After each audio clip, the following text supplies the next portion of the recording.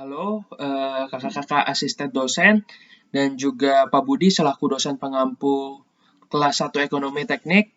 Perkenalkan kami dari kelompok 8, ada saya Kevin Hartanto dengan NIM 039, ada Brandon dengan NIM 008, ada Terence dengan NIM 018, dan ada Priyanka dengan NIM 029. Pada pengerjaan tugas besar ekonomi teknik kali ini, kelompok kami meninjau proyek pembangunan hotel Best Western Premier di Solo Baru.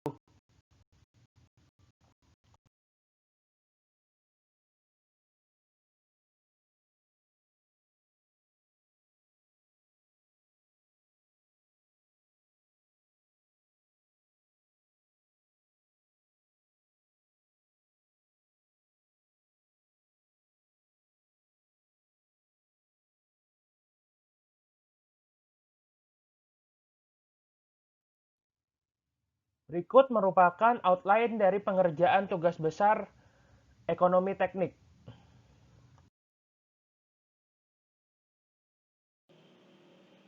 Latar belakang dari dilaksanakannya proyek pembangunan Hotel Best Western Premier Solo Baru Surakarta adalah karena Indonesia merupakan negara dengan potensi bisnis pariwisata yang cukup besar. Sektor konstruksi pun ikut memperoleh manfaat dari maraknya industri pariwisata di Indonesia. Hal inilah yang menjadi dasar dilaksanakannya pembangunan Hotel Best Western Premier Solo Baru Surakarta oleh PT Delta Merlin Dunia Propertindo. Hotel ini berada di bawah naungan salah satu jaringan hotel terbesar di dunia, yaitu Best Western International.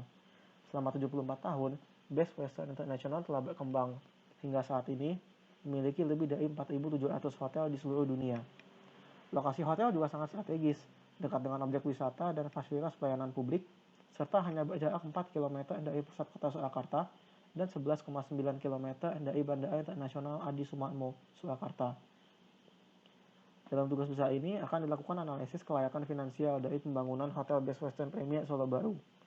Analisis akan dilakukan secara lengkap seolah-olah pembangunan hotel dilakukan pada tahun 2020 berdasarkan biaya investasi proyek, biaya operation and maintenance, serta pendapatan hotel.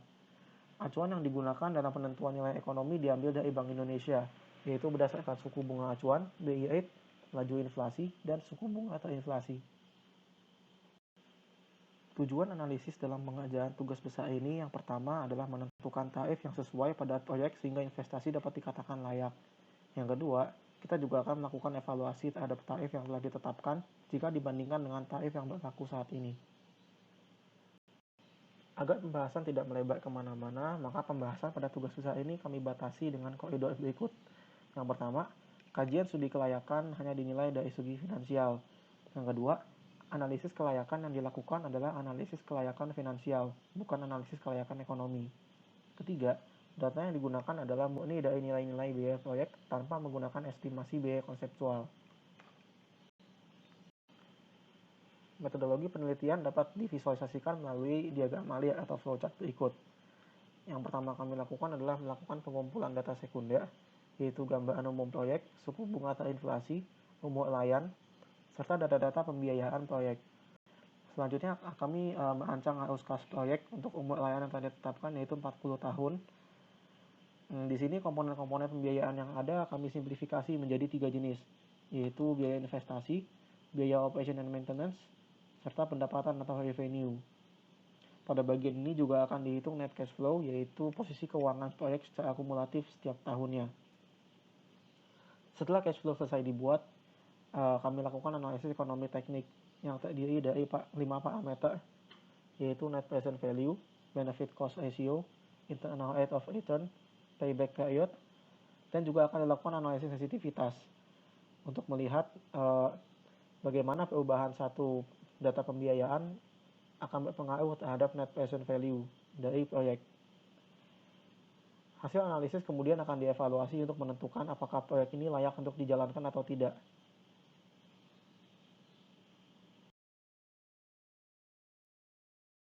Gambaran umum dari proyek pembangunan Hotel Best Western Premier Solo Baru. Hotel Best Western Premier Solo Baru terletak di Jalan Slamet Riyadi nomor 4 sampai nomor 6, Solo Baru, Surakarta. Hotel Best Western Premier Solo Baru ini merupakan salah satu hotel yang dimiliki oleh perusahaan PT Delta Merlin Dunia Propertindo. Untuk pelaksanaannya sendiri, untuk membangun 21 lantai dengan total 348 kamar dibutuhkan waktu sekitar 6 bulan yang dilaksanakan pada tahun 2015. Untuk pembiayaannya, pelaksanaan proyek ini 25% berasal dari modal sendiri, sementara 75% berasal dari modal pinjaman, yaitu berasal dari Bank Sentral Asia atau Bank BCA. Sementara untuk pendapatannya dari proyek ini akan mengandalkan atau sangat bergantung kepada jumlah kamar yang disewa. Dalam Hotel BWP Solo Baru ini terdapat beberapa jenis kamar yang dapat disewa yang memiliki rate harga tertentu. Kemudian adalah suku bunga. Dalam analisis ini, suku bunga yang digunakan akan mengacu pada Bank Indonesia atau yang sering disebut sebagai BI Rate. Nah, BI Rate ini nantinya akan digunakan untuk memperhitungkan kenaikan tarif dan juga penyesuaian terhadap present value yang akan dianalisis. Nah, pada BI Rate ini, data yang didapatkan adalah bentuk bulanan dari setiap tahunnya. Maka, untuk mendapatkan BI Rate per tahun, kita akan menghitung rata-rata dari BI Rate di setiap bulannya selama 1 tahun. Sebagai berikut. Oke, selanjutnya data sekunder yang kami kumpulkan adalah laju inflasi. Laju inflasi ini kita gunakan data dari Bank Indonesia. Webnya itu ada di bps.go.id. Nah, data dari sana tuh bentuknya laju inflasi per bulan. Kita cari dari tahun 2010 sampai tahun 2020. Nah, habis itu untuk mengolah datanya kita kan perlu yang per tahun ya. Jadi laju inflasi per tahun 2010 sampai 2020. Nah, itu kita lakukan rata-rata aja dari per bulan, kita buat rata-rata per tahunnya berapa, itu jadi laju inflasi per tahun. Nah, berikut tabelnya. Oke, selanjutnya dari data suku bunga dan laju inflasi yang udah kita dapatkan dari Bank Indonesia, kita olah datanya menjadi suku bunga terinflasi. Dengan rumus suku bunga ditambah laju inflasinya ditambah suku bunga dikali laju inflasi. Ini per tahun ya. Nah, didapatkan data sebagai berikut nih dari tahun 2010 sampai tahun 2020.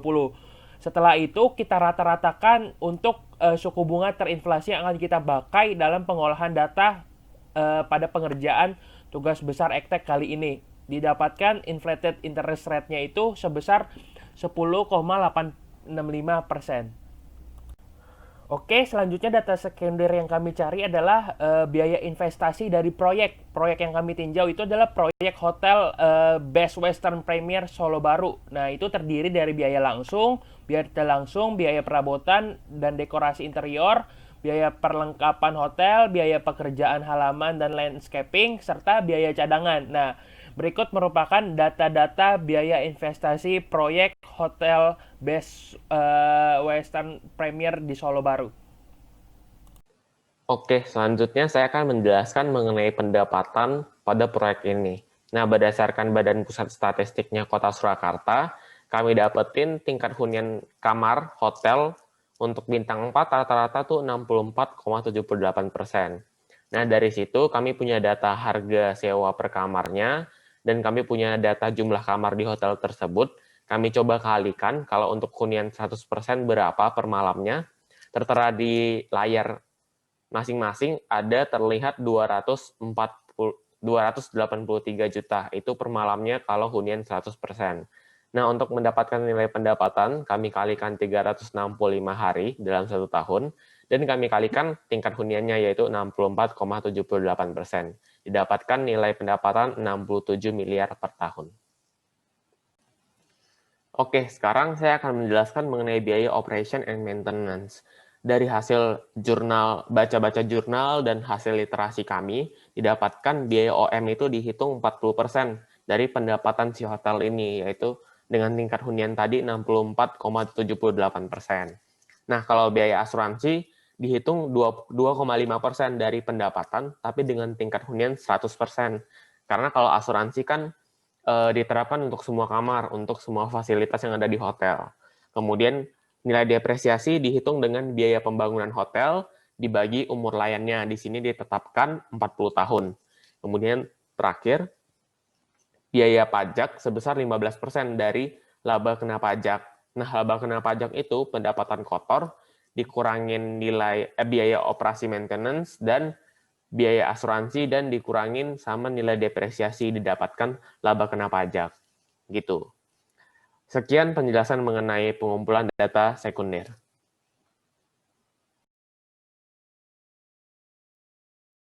Selanjutnya, pada bagian perhitungan rancangan arus kas, ini ada langkah-langkah perhitungan cash flow yang kami tempuh. Pertama, kami tentukan terlebih dahulu margin dan MAR-nya berapa. Nah, terlihat BI rate-nya di sana, di bawah ada 4,35 untuk 2020. Ditambah margin kami tetapkan 5%, didapatkan MAR-nya 9,35%. Nah, setelah didapatkan nilai-nilai tersebut, kami coba konversi nih data sekunder yang sudah kami cari tadi, karena proyeknya kan basisnya 2015 nih. Kami coba konversi seakan-akan proyek akan dibangun pada tahun 2020. Nah, konversinya dengan menggunakan interest setiap tahun, yang datanya juga sudah dikumpulkan sebelumnya. Dikonversi sampai ke tahun 2020, selanjutnya kami proyeksikan cash flow di tahun 2020 ini sampai ke umur layannya. Tapi konversi yang sekarang menggunakan inflated interest di tahap ketiga ya. Menggunakan inflated interest. Kemudian setelah kami dapatkan rancangan cash flow sampai 40 tahun ke depan, sampai umur layannya, kami ubah lagi proyeksi cash flow tersebut menjadi present value, tetapi dengan menggunakan rate MARR. Nah, hasil perhitungan ini bakal menghasilkan grafik-grafik cash flow dan net cash flow-nya bakal dijelaskan berikut ini. Nah, berikut merupakan hasil cash flow diagram dari tahun ke-0 sampai tahun 40. Bisa terlihat ada masing-masing komponen revenue, komponen OM, dan initial cost-nya yang sudah diproyeksikan. Diproyeksikan sampai ke umur tahun 40 tadi, kemudian ditarik balik lagi dengan present value menggunakan MARR. Selanjutnya, ini kita bisa lihat ada grafik net cash flow-nya.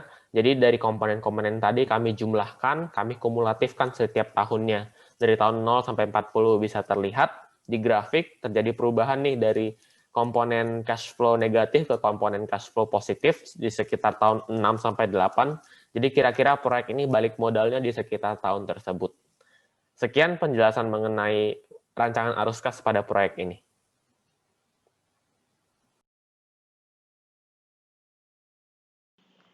Parameter pertama yang kami analisis adalah net present value, yaitu selisih dari seluruh komponen biaya masuk dan biaya keluar sepanjang umur layan proyek yang diekuivalensikan ke tahun tinjauan.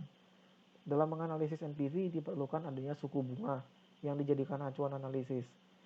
Dalam tugas besar ini, suku bunga yang kami jadikan acuan adalah minimum attractive rate of return atau MAR, yang kami tetapkan nilainya sebesar 9,35%. Tahapan perhitungan NPV untuk proyek ini adalah sebagai berikut. Yang pertama, menghitung present value dari pendapatan atau revenue. Kemudian menghitung present value dari seluruh biaya operation and maintenance sepanjang 40 tahun. Serta menghitung present value dari biaya investasi awal. Selanjutnya, NPV ditentukan dari penjumlahan seluruh komponen tersebut. Dalam hal ini, PV revenue bernilai positif, sementara PV untuk operation and maintenance dan investasi awal akan bernilai negatif. Sehingga kami dapatkan nilai NPV sebesar kurang lebih 2 triliun rupiah. Nah, berikutnya analisis ektek yang kami lakukan yaitu benefit cost ratio. Ada dua jenis benefit yang kami lakukan yaitu benefit cost ratio konvensional dan benefit cost modified.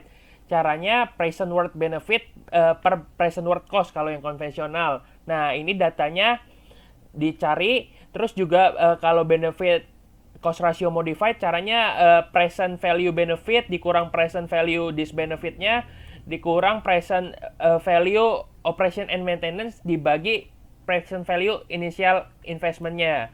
Berikut merupakan tabel perhitungan benefit cost ratio. Analisis sensitivitas merupakan suatu pendekatan yang dilakukan untuk menganalisis dampak dari perubahan pada salah satu komponen biaya terhadap keputusan yang akan diambil atau terhadap kondisi proyek secara seluruhnya. Nah, pada analisis sensitivitas kali ini akan dilakukan analisis jika terjadi perubahan pada biaya investasi, revenue, dan biaya operasi pemeliharaan. Masing-masing biaya tersebut akan dilakukan perubahan sebesar min 40% hingga plus 40%. Yaitu dari present value yang sudah ada, kita lakukan perubahan apabila terjadi error sebesar min 40% hingga plus 40%. Kemudian dari masing-masing present value yang sudah dilakukan perubahan, kita akan lakukan peninjauan dari net present value-nya. Berikut merupakan hasil pengolahan data pada analisis sensitivitas.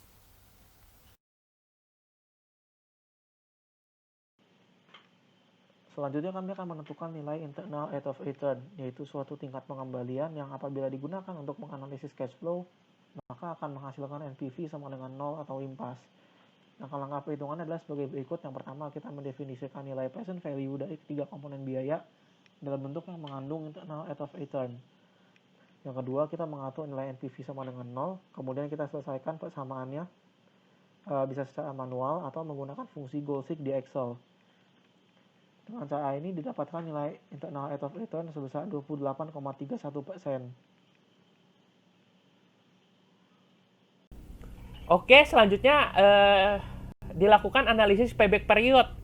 Payback period ini apa sih sebenarnya? Payback period ini untuk menganalisis, untuk ngecek sebenarnya proyek ini balik modalnya pada tahun keberapa setelah dari awal dilakukan investasi. Nah, sebenarnya ini datanya ada dari tahun 2020 sampai tahun 2060 ya, kalau di laporan. Namun karena di PPT tidak muat karena tabelnya begitu panjang, jadi saya kutip dari tahun 2020 sampai tahun 2030 aja. Nah, dari tabel ini dilihat bahwa ada yang saya tandain itu tahun 2027. Itu ada perubahan tanda dari minus, dari negatif ke positif di tahun 2026 ke tahun 2027. Artinya payback period terjadi di antara tahun 2026 dan tahun 2027. Proyek ini akan balik modal di antara tahun itu. Jadi waktu itu project balance-nya akan ada yang nol di antara tahun 2006 dan 2007. Dan setelah itu akan menghasilkan keuntungan. Dari hasil analisis kami mendapatkan nilai NPV sebesar kurang lebih 2 triliun rupiah. Nilai ini positif menunjukkan bahwa proyek ini layak untuk dijalankan dan akan menghasilkan keuntungan pada akhir masa layannya. Oke, untuk evaluasi hasil dari analisis benefit cost ratio adalah kita lihat nih dari benefit cost ratio konvensional didapatkan itu BCR-nya rasionya itu 1,662. Artinya lebih dari 1.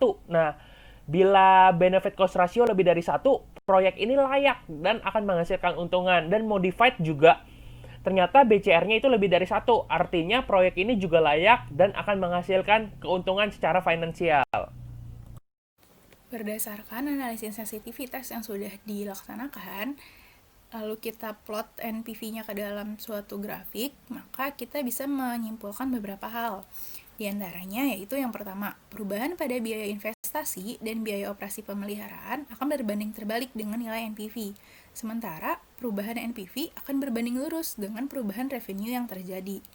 Hal ini dikarenakan revenue itu merupakan pemasukan, sementara biaya investasi dan biaya operasi itu merupakan biaya atau suatu pengeluaran. Nah, selanjutnya, perubahan biaya operasi dan pemeliharaan memiliki pengaruh yang cukup besar terhadap NPV secara keseluruhan. Namun, tidak sebesar pengaruh dari perubahan revenue. Jadi, kalau misalkan perubahan revenue itu dia hanya sedikit gitu berdampaknya.